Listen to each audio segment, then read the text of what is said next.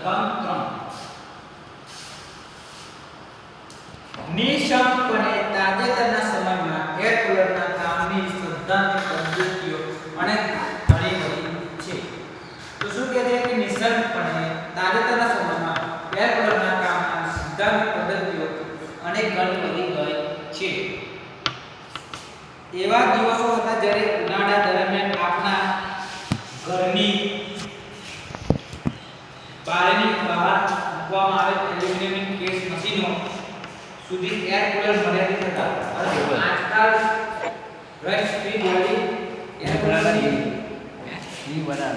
કામ કરવાની પ્રક્રિયામાં જબરદસ્ત નવીનતા આવી છે.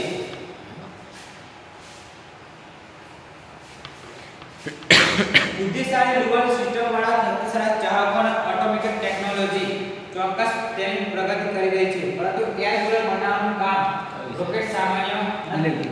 ટૂંકમાં કહીએ તો એર કુલરનો કાર્યકારી સિદ્ધાંત એ પાણીના બાષ્પીભવનની એક સરળ ઘટના છે જે ઠંડકની અસરને પાછળનું પ્રેરક બળ છે. શું બતાવે? બાષ્પીભવનકારી એર કુલર બાષ્પીભવનના સ્થળ મુદ્દા મૂળભૂત સિદ્ધાંત અનુસાર કાર્ય કરે છે. કે બાષ્પીભવન એર કુલર બાષ્પીભવનના સ્થળ મૂળભૂત સિદ્ધાંત અનુસાર કાર્ય કરે છે, જેના પરિણામે ઠંડક થાય છે. મૂળભૂત રીતે એર કુલરના કાર્ય સિદ્ધાંતને તણાવ અથવા સામાન્ય માનવ પરસેવો એટલે કે પરસેવો પર પવન ઉકળવાના સરળ ઉદાહરણ તરીકે સમજાવી શકાય છે.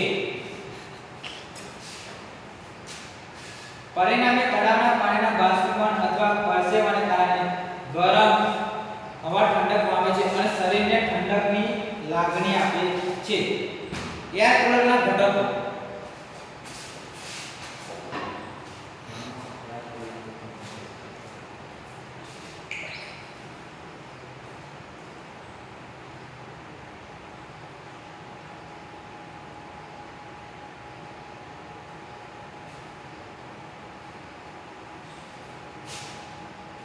એર કુલરના ઘટકો એકંદરે બાષ્પીભવન એર કુલર એની ડિઝાઇનમાં એકદમ સરળ છે, જે એર કુલરના કાર્યક્ષેત્રને ખૂબ જ સરળ બનાવે છે. તો શું કહે છે? એકંદરે બાષ્પીભવન કરતું એર કુલર તેની ડિઝાઇનમાં એકદમ સરળ છે, એટલે કે જે એર કુલરની ડિઝાઇન આવે તેમાં એકદમ સરળ છે. જે એર કુલરનું કાર્યક્ષેત્રને ખૂબ જ સરળ બનાવે છે, કે એર કુલરનું જે કાર્યક્ષેત્ર છે તે ખૂબ જ સરળ બને છે. પ્રથમ તો શું કરવું? તેમાં પાણી ભરો. પ્રથમ તેમાં પાણી ભરો માટે એક ટાંકી હોય છે. એર કુલરમાં પ્રથમ તેમાં પાણી ભરવા માટે એક ટાંકી હોય છે, જે હવાને ઠંડી કરવા માટે બાષ્પીભવન થશે, કે જે હવાને ઠંડી કરવા માટે બાષ્પીભવન થાય છે. તો બીજું તેમાં પંખો અથવા બ્લોઅરનો સમાવેશ થાય છે. તેમાં પંખો અથવા બ્લોઅરનો સમાવેશ થાય છે, જે હવાનું પરિભ્રમણ કરે છે, એટલે કે જે હવા આવે તેનું પરિભ્રમણ કરે છે. હવાને ઠંડી કરવા માટે પાણીને ટાંકીમાંથી સબમર્સિબલ પંપ દ્વારા ટાંકીમાં ભરવામાં આવે છે, એટલે કે પાણીને ટાંકીમાંથી સબમર્સિબલ પંપ દ્વારા ટાંકીમાં ભરવામાં આવે છે.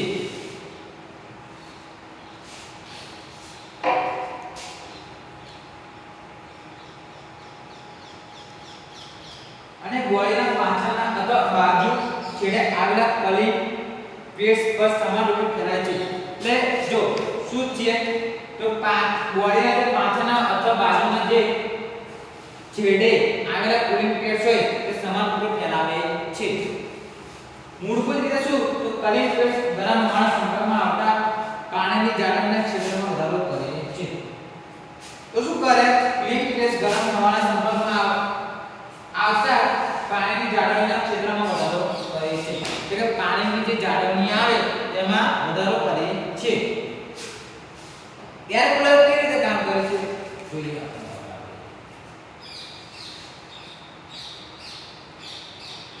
એર કુલર કેવી રીતે કામ કરે છે? તો એર કુલર કેવી રીતે કામ કરે છે? તો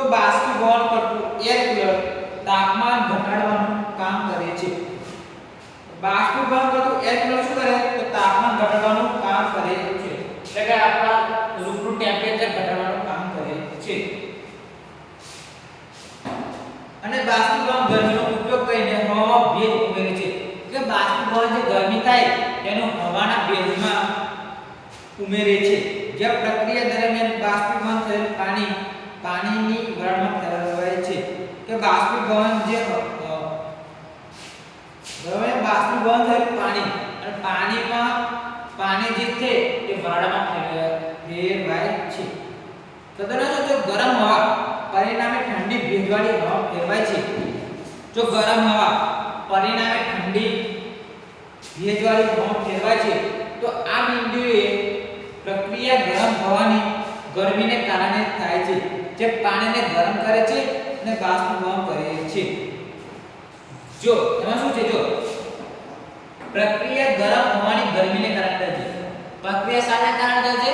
ગરમ હવાની ગરમીને કારણે, જે પાણીને ગરમ કરે છે અને બાષ્પીભવન કરે છે. એટલે કે જે પાણીને ગરમ કરે અને બાષ્પીભવન કરે છે.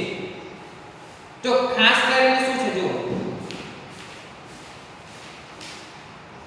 ખાસ કરીને બાષ્પીભવન કરતું એર કુલર પંખા અથવા બ્લોઅર સાથે કામ કરે છે. તો શું કરે? પંખા અથવા બ્લોઅર સાથે કામ કરે છે. જે ગરમ હવા હોય ને એને ખેંચે છે. વાસ્તવમાં ગરમ હવા કુલિંગ પેનની પટલ દ્વારા પ્રવેશે છે. વાસ્તવમાં ગરમ હવા કઈ રીતે પ્રવેશે છે? તો કુલિંગ પેનની પટલ દ્વારા, જે ઠંડા શરીરની પાછળ અથવા બાજુ પર હોય છે. ઠંડા શરીરની પાછળ અથવા બાજુમાં હોય છે. સામાન્ય રીતે હનીકોમ્બ પેડ્સ અથવા SM wool cooling pads design માટે પસંદ કરવામાં આવે છે. સામાન્ય રીતે હનીકોમ્બ પેડ્સ અથવા SM wool cooling pads design માટે પસંદ કરવામાં આવે છે. એક તરફ હનીકોમ્બ પેડ્સ 85% કાર્યક્ષમ છે. જો હું શું કહેવા માંગે છે, હનીકોમ્બ જે પેડ છે તે 85% કાર્યક્ષમ છે, જ્યારે લાકડાના ઊનના કુલિંગ પેડ્સ લગભગ 75% કુલિંગ કાર્યક્ષમ છે. જ્યારે લાકડાના ઊનના જે કુલિંગ પેડ્સ આવે તે લગભગ 75% કુલિંગ કાર્યક્ષમ છે. સારના કુલિંગ પેડ્સ પાણી અને આવનારી ગરમ હવા વચ્ચેના સંપર્કના સપાટી વિસ્તારને વધારે છે. સારમાં કુલિંગ પેડ્સ પાણી અને આવનારી ગરમ હવા વચ્ચેના સંપર્કના સપાટી વિસ્તારને વધારે છે.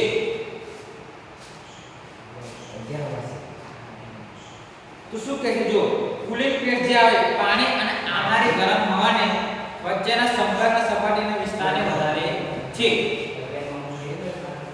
और जो આગળ સબમર્સિબલ પંપ સામાન્ય રીતે ટાંકીમાં પાણીને પંપ કરે છે અને તેને કુલિંગ પેડ પર કરે છે. તો શું કહે છે, સબમર્સિબલ પંપ સામાન્ય રીતે ટાંકીમાંથી પાણીને પંપ કરે છે.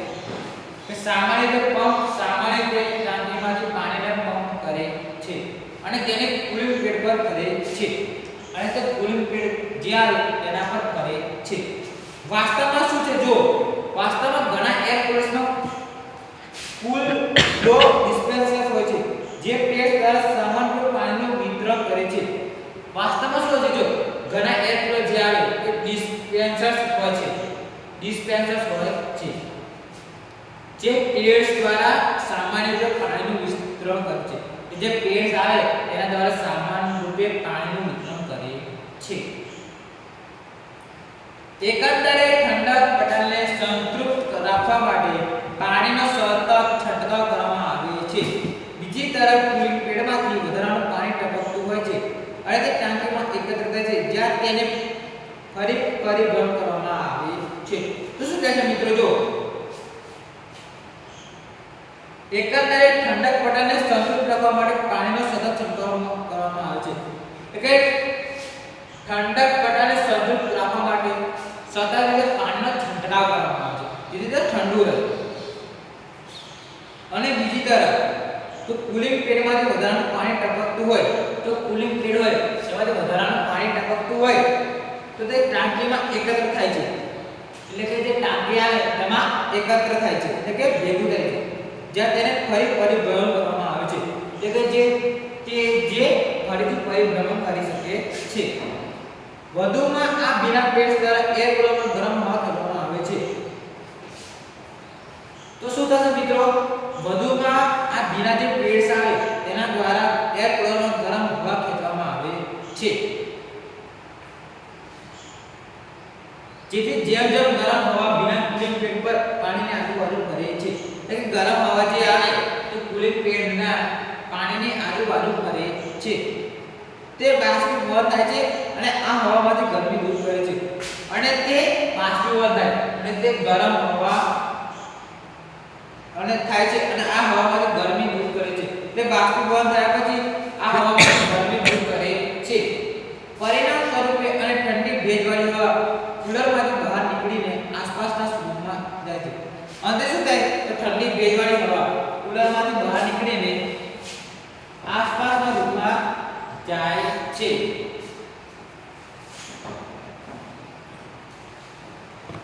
હવે જો electric metre,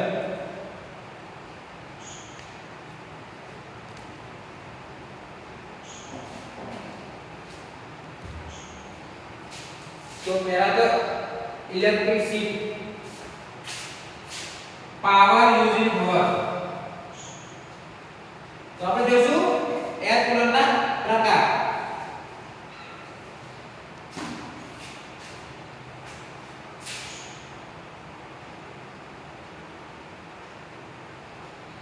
air કુલરના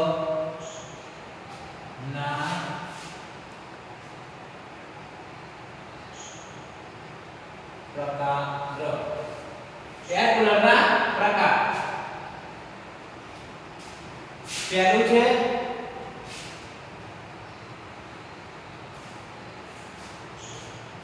tower air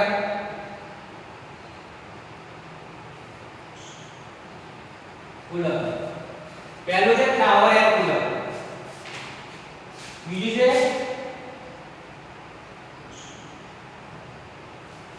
dessert air cooler. ત્રીજું છે window air cooler.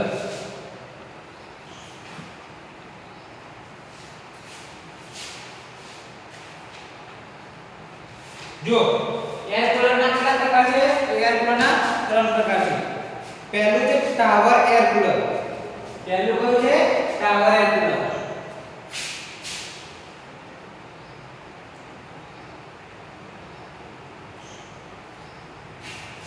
Tower air cooler. Tower air કુલરને હવાને ઊભી રીતે વિતરિત કરવામાં સક્ષમ છે. તો ટાવર એર કુલર શું છે? તો ટાવર એર કુલર હવાને ઊભી રીતે વિતરિત કરવામાં સક્ષમ છે. ઉપકરણ ગરમ હવા લેવા અને ઠંડી હવા છોડવા માટે પાણી અને પંખાના ઘાતક સંયોજનનો ઉપયોગ કરે છે.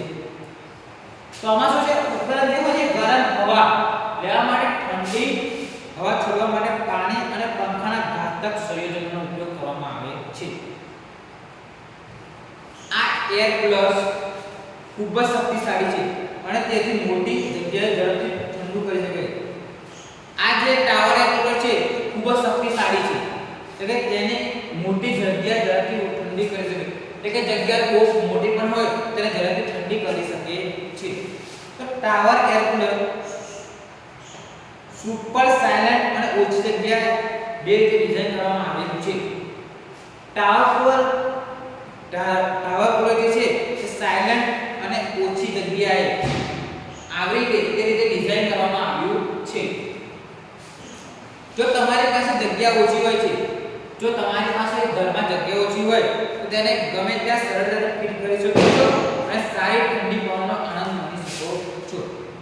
જો તમારી પાસે જગ્યા ઓછી હોય અને તમે કુલર ફિટ કરવા માંગતો હો તો ટાવર એર કુલર એ સરળતાથી ફિટ થઈ શકે છે અને સારું ઠંડી પવનનો આનંદ માણી શકો છો.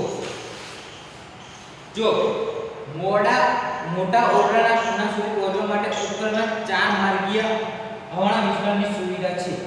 મોટા ઓરડા હોય તેમાં પુણે સુધી પહોંચવા માટે ઉપકરણમાં 4 માર્ગીય હવાનો વિચલનની સુવિધા છે.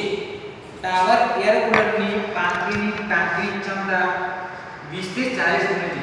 ટાવર એર કુલર જે આવે તેની પાણીની ટાંકીની ક્ષમતા 20 થી 40 લિટરની છે અને તેથી તે લાંબા સમય સુધી કાર્યરત રહી શકે છે. अब टावर एयर कूलर ना फायदा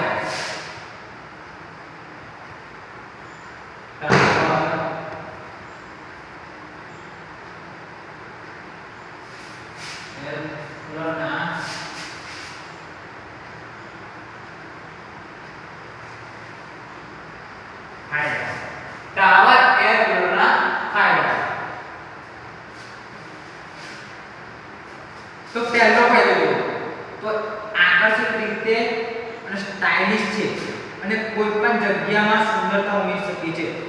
તો પહેલું શું છે આકર્ષક રીતે સ્ટાઇલિશ છે અને તે કોઈ પણ જગ્યામાં સુંદરતા ઉમેરી શકે છે. બીજું કાગળ ડિઝાઇન ખાતરી કરે છે કે તે ઓછી ફ્લોર સ્પેસ રોકે છે. એર કુલરની જે પાતળી ડિઝાઇન છે એ જગ્યા ઓછી રોકે છે અને સ્પેસ ઓછી રોકે છે. બીજું શું છે તે મોટા ઓરડાને ઠંડુ કરવા માટે પૂરતા શક્તિશાળી હોય છે. ત્રીજું શું કહે છે જો આપણા ઘરનો મોટો ઓરડો હોય તો તેને ઠંડુ કરવા માટે પૂરતા શક્તિશાળી હોય છે. તેઓ સાફ કરવા માટે સરળ છે અને લઘુત્તમ ગાળણની જરૂર છે.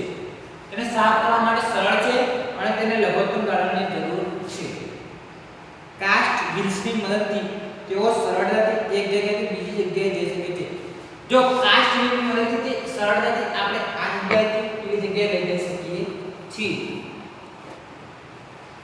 આ એર કુલર્સ મચ્છર અને ધૂળ મુક્ત ફિલ્ટરથી સજ્જ છે. આ જે એર કુલર આવે તે ધૂળ અને મચ્છરોથી મુક્ત ફિલ્ટરથી સજ્જ છે. તેઓ કોઈ પણ અવાજ કર્યા વિના લાંબા કલાકો સુધી કામ કરે છે. તો આ ટાવર એર કુલર જે છે તે કોઈ પણ અવાજ કાર્ય વિના લાંબા કલાકો સુધી ચાલી શકે છે. બીજું છે ડેઝર્ટ એર કુલર. બીજું શું છે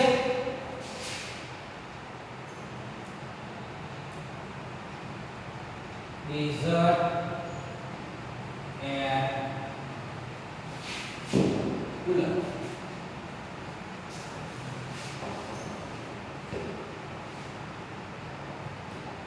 ડેઝર્ટ એર કુલર એક પ્રકારનું એર કન્ડિશનર છે. કુલરને યુનિટની બહાર એર કન્ડિશનરની જેમ ફિટ કરવામાં આવે છે. તો ડેઝર્ટ એર કુલર એ એક પ્રકારનું કન્ડિશનર છે. શું છે મિત્રો? એક પ્રકારનું કન્ડિશનર. કુલરને યુનિટની બહાર એક કન્ડિશનરની જેમ ફિટ કરવામાં આવે છે. કુલરની જેમ તેને એર કન્ડિશનરની જેમ બહાર ફિટ કરવામાં આવે છે.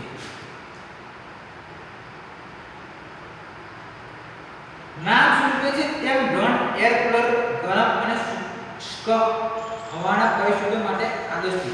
તો એનું નામ સૂચવે છે કે જે એર કુલર ગરમ અને શુષ્ક હવામાન પરિસ્થિતિઓ માટે આદર્શ છે. તેઓ 90 લિટર સુધીની મોટી ક્ષમતા પણ આવે છે. તો તેમાં સૌથી મોટું શું છે કે તે 90 લિટર પાણીની સુધીની ક્ષમતા પણ આવે છે. તેથી તમારે વારંવાર રિફિલ કરવાની જરૂર હોતી નથી. તેનાથી આપણે વારંવાર તેમાં રિફિલ કરવાની જરૂર પડતી નથી.